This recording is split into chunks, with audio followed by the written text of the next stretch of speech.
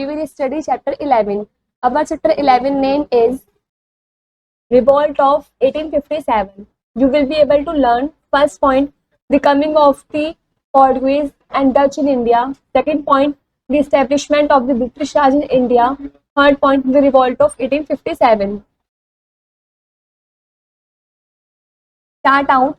Look at the pictures. आपको इन pictures को ध्यान से देखना है. Do you know who they are? क्या आप जानते हैं कि कौन है?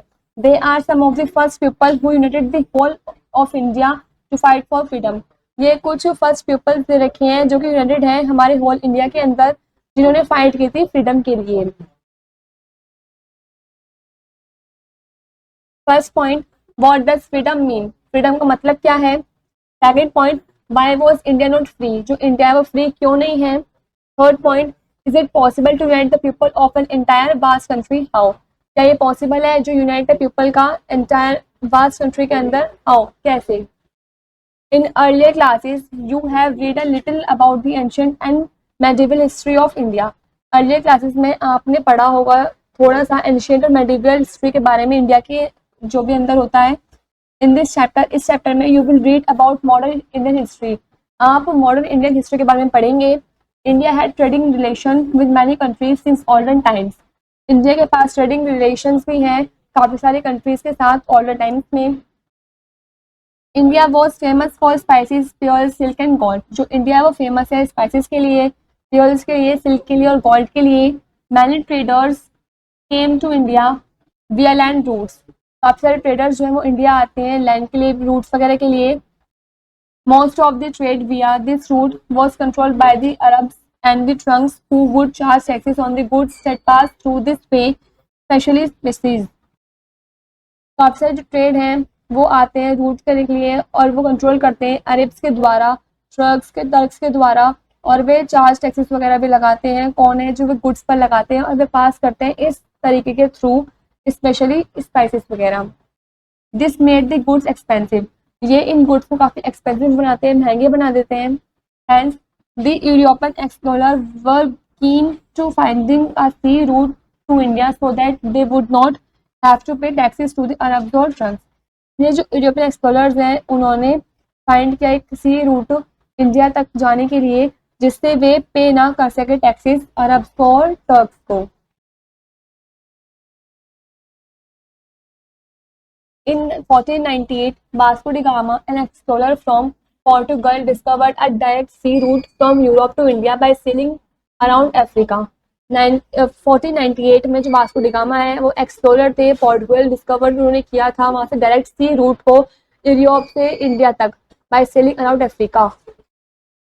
Look at the map of the world to understand the route. आपको मैप को देखना है इस रूट को समझने के लिए. The Portuguese landed at Calicut, now called Kozhikode in Kerala, and started trading spices. जो पोर्टुगीज लैंडेड है एट कैलीकट में, जो कि अब कोझिकोड है केरला में, वो स्टार्टेड ट्रेड किया गया था स्पाइसेस का. स्पाइसेस में the Dutch, the English and the French followed and set up their own trading centres.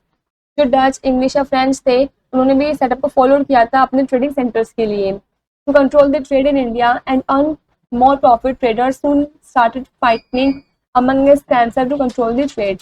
इस ट्रेड को कंट्रोल करने के लिए इंडिया के अंदर उन्होंने काफ़ी सारा प्रॉफिट भी अर्न किया ट्रेडर्स ने, और उन्होंने फाइटिंग करना भी स्टार्ट कर दिया आपस में इस ट्रेड को कंट्रोल करने के लिए. This picture shows a painting showing Vasco da Gama in Calicut. ये पिक्चर जो है ये पेंटिंग शो कर रही है वास्को डी गामा जो कि कैलीकट में है. The East India companies. The traders organized themselves by setting up companies called the East India Companies. जो traders हैं उन्होंने ऑर्गेनाइज किए खुद से कंपनीज को सेटअप करने के द्वारा, जिसको हम ईस्ट इंडिया कंपनीज ही बोलते हैं. The British East India Company was established in 1600. जो ब्रिटिश ईस्ट इंडिया कंपनी है वो इस्टेब्लिश की गई थी 1600 में. Slowly the East India Company became very rich by defeating the other traders and controlling much of the trade from India. धीरे धीरे जो ईस्ट इंडिया कंपनी थी वो काफ़ी रिच वो बन गई थी, कंपनी बन गई थी. उन्होंने काफ़ी अदर ट्रेडर्स को भी डिफीट कर दिया था और उन्होंने काफ़ी अच्छे से कंट्रोल भी किया था ट्रेड को इंडिया के अंदर. The battle of Plassey was a battle that the East India Company won in 1757। जो बैटल ऑफ पैलेसी है वो बैटल था पहले ईस्ट इंडिया कंपनी का, जो कि 1757 में जीत गया था। Victory in this battle clear the way for the British to establish their rule over India. ये विक्ट्री इस बैटल की क्लियर हो गई थी कि किस तरीके से ब्रिटिश ने एस्टैब्लिश किया था इंडिया के ऊपर अपना rule. This picture shows queen Elizabeth. The Battle of Plassey. Gradually, the Mughal Empire came weaker after the death of Aurangzeb in 1707, and the East India Company became more ambitious. धीरे धीरे जो Mughal empire थे वो कमजोर पड़ गए थे औरंगजेब की डेथ के बाद, जो कि 1707 में हुई थी, और जो ईस्ट इंडिया कंपनी थी वो काफी एम्बिटियस हो गई थी। They wanted to take control over various parts of India. वो चाहते थे कि वो इंडिया के सभी पार्ट्स में धीरे धीरे कंट्रोल अपना करें। They wanted to bring Bengal under their control first because it was the richest state in the country. वो चाहते थे सबसे पहले बंगाल को अपने अंदर कंट्रोल करना, अंडर करना, क्योंकि वो काफी रिचेस्ट स्टेट था कंट्री के अंदर। This is how the battle of Plassey took place in 1757। इसलिए कैसे जो बैटल ऑफ प्लेसी था वो 1757 में किया गया। The British had started maintaining an army in Bengal। कि ऐसे जो ब्रिटिश थे उन्होंने स्टार्ट किया मेंटेनिंग करना बंगाल की आर्मी को। This picture shows Siraj Uddaula and this picture shows Robert Clive.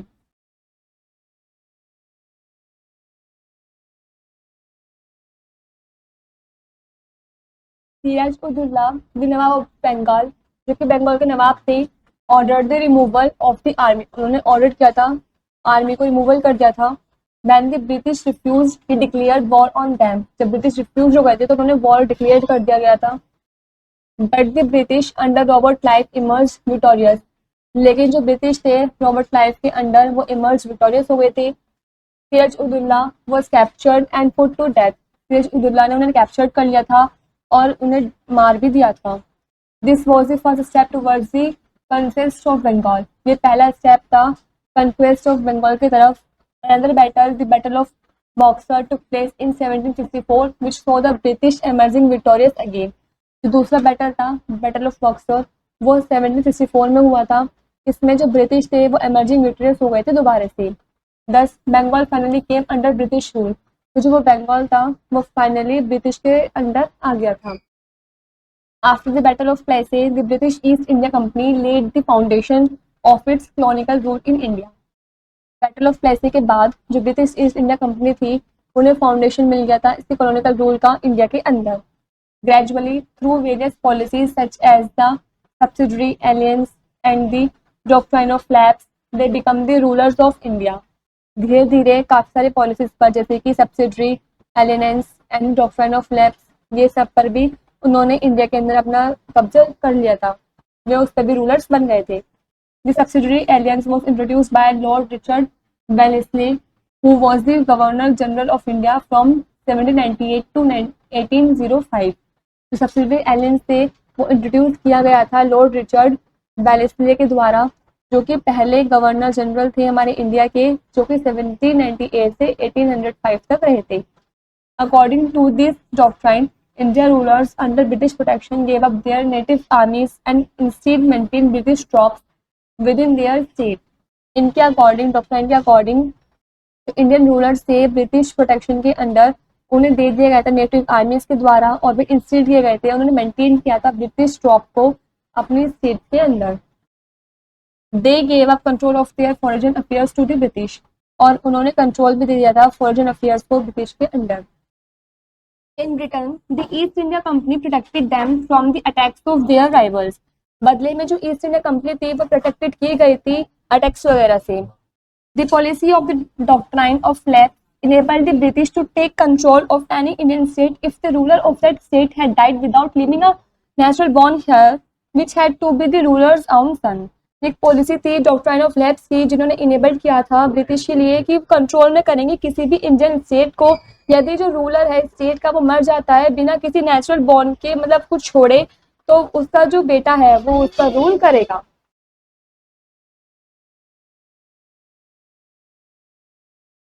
The revolt of 1857. It was in 1857 that the biggest and the most widespread revolt took place. 1857 के टाइम पर जो एक बड़ा और काफी वाइड स्प्रेड रिवोल्ट हुआ था. This revolt is known as India's first war of independence. इस रिवोल्ट को हम India's first war of independence भी बोलते हैं. This revolt prove to be an important landmark in the freedom struggle of India. जो revolt है prove करता है एक इम्पोर्टेंट लैंडमार्क को फ्रीडम स्ट्रगल ऑफ इंडिया के अंदर. On May 10, 1857, at the Meerut Cantonment, a new rifle known as the Enfield Rifle was introduced in the British Army. 10 मई 1857 को Meerut cantonment में एक नई राइफल जिसका नाम इनफील्ड राइफल था वो इंट्रोड्यूस की गई थी ब्रिटिश आर्मी में. In order to load the rifles, the soldiers had to bite off the cover of the cartridge and then load the cartridge into the rifle. Rifle को load करने के order पे जो soldiers वगैरह थे उन्होंने bite of किया, cover किया अपने कार्ट्रिज को और उन्होंने कार्ट्रिज के अंदर राइफल्स वगैरह भी लोड करे. A rumor spread among the soldiers that the grease which was used on the cartridge was made of cow and pig fat. जो rumor तो काफी स्प्रेड हो रहा था, फैल रहा था सोल्जर्स में, और जो ग्रीस था जिसके यूज वो कार्टेज में कर रहे थे वो काउ और पिग फैट से बना था. The Indian soldiers took this an insult to their religious beliefs. जो वे इंडियन सोल्जर्स थे वो इसको अपने रिलीजियस बिलीफ्स में इंसल्ट समझ रहे थे. This angered the soldier a lot. इससे जो सोल्जर्स उन्हें काफी गुस्सा भी आया. The revolt spread like wildfire and many leaders from different parts of India joined too. इस ये रिवोल्ट जो था वो काफी फैल गया था जैसे कि वाइल्ड फायर हो जाती है और काफी सारे लीडर्स अलग अलग इंडिया के पार्ट से भी इस रिवोल्ट पे आने के लिए वे ज्वाइंट हुए. This picture shows the revolt of 1857.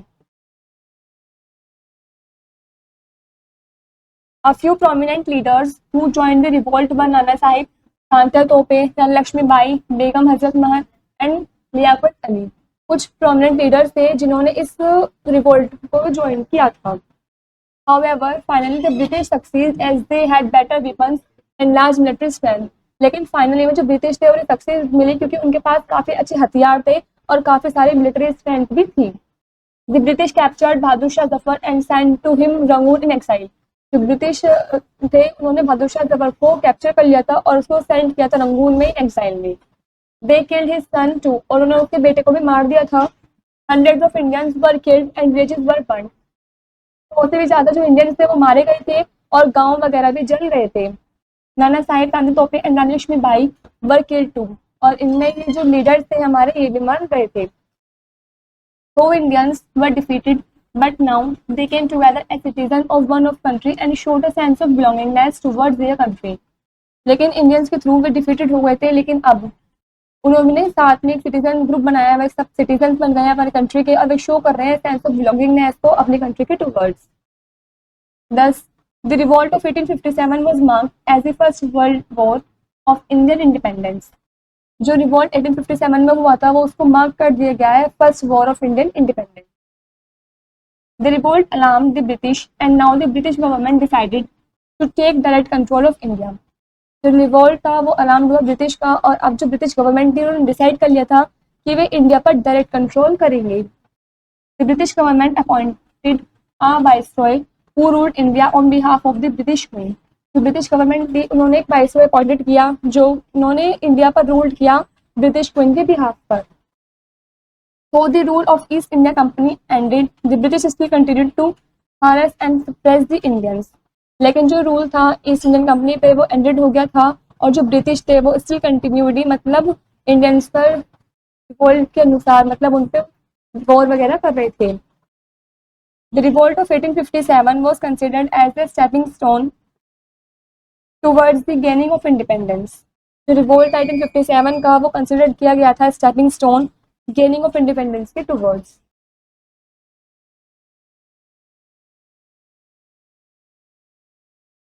This picture shows Nana Sahib. Thoughts: why were the British not in favor of developing industry in India? जो ब्रिटिश थे वो इंडिया के अंदर इंडस्ट्रीज वगैरह को डेवलप करने के फेवर में क्यों नहीं थे. This picture shows रानी लक्ष्मीबाई, तांत्या तोपे, Begum Hazrat Mahal.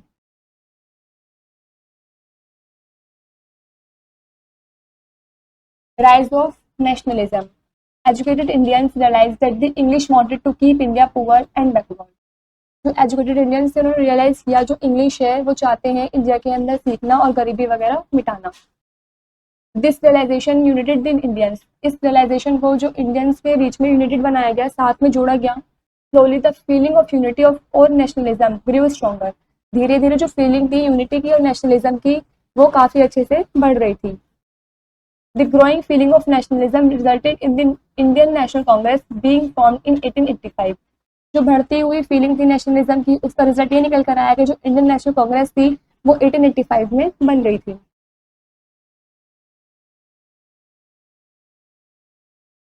The Indian National Congress was started by an Englishman named A.O. Hume.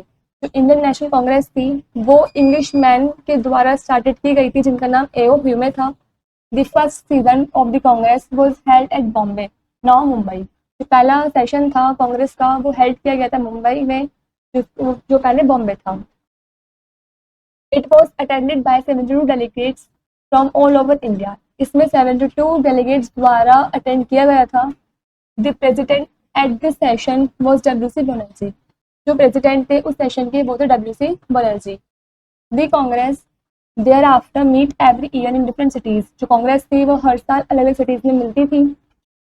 दादा भाई Naoroji, Badruddin Tyabji, Pherozeshah Mehta, Chandranath Banerjee and Gopal Krishna Gokhale were some Indian leaders who became presidents of the Indian National Congress।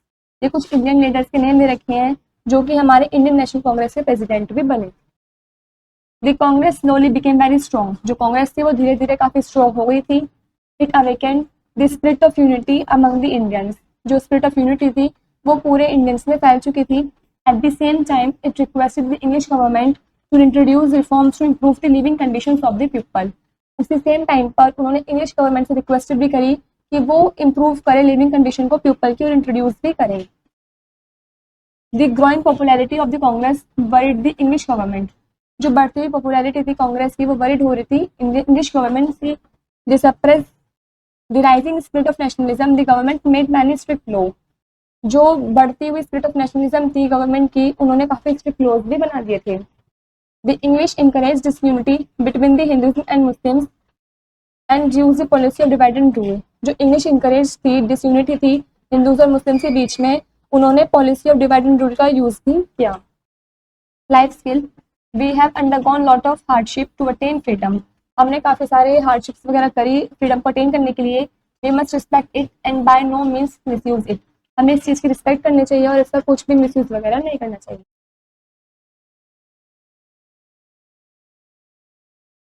The स्वदेशी movement, a large number of women and students took part in this movement, large number में women ने और students वगैरह ने इस movement में part लिया था। गुड्स मेड इन ब्रिटेन व बर्न एंड बॉयकॉटेड, जो गुड्स बनाए गए थे ब्रिटेन और ब्रिटेन के द्वारा वो बर्न जला दिए गए थे और बॉयकॉटेड कर दिए गए थे। When the British tried to stop this movement with brutal beating, shooting and imprisonment, in spite of this stopping to this movement, it grew much bigger। जब ब्रिटिश ने कोशिश करी इस मूवमेंट को रोकने की शूटिंग करके मार पिटाई करके तो ये मूवमेंट और ज़्यादा ही बढ़ता चला गया। Finally British became ready to consider India's demand after the world war first, it means 1914। Finally जो ब्रिटिश थे वो कंसिडर कर दिए, तो उन्होंने तैयार हो गए थे वो इंडियाज की डिमांड को मानने के लिए वर्ल्ड वॉर फर्स्ट के बाद, जो कि 1914 में हुआ था।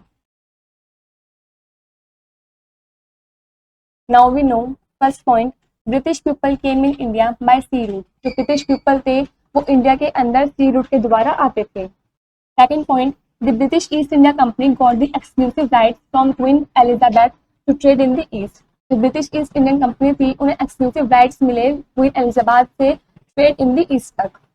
Third point, the subsidiary alliances was introduced by Lord Richard Wellesley who was the Governor General of India from 1798 to 1805।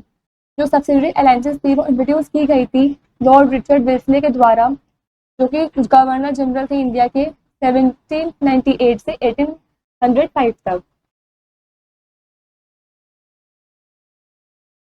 Fourth point, the revolt of 1857 was started by the Indian soldiers serving in the British Army। जो revolt था 1857 का वो start किया गया था Indian soldiers के द्वारा।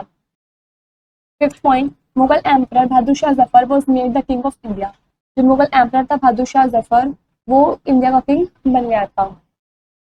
6th point, the revolt of 1857 is considered as the first war of independence.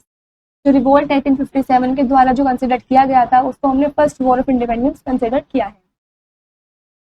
7th point, the English rulers introduced the modern system of education to India. जो इंग्लिश रूलर्स थे उन्होंने India के अंदर modern education system को introduce किया था. Last 8th point, the Indian National Congress was started by an Englishman named A.O. Hume. जो Indian national Congress थी वो स्टार्टेड की गई थी इंग्लिश मैन के द्वारा जिनका नाम A.O. ह्यूमे था. यहाँ पर हमारा ये वाला चैप्टर कंप्लीट होता है.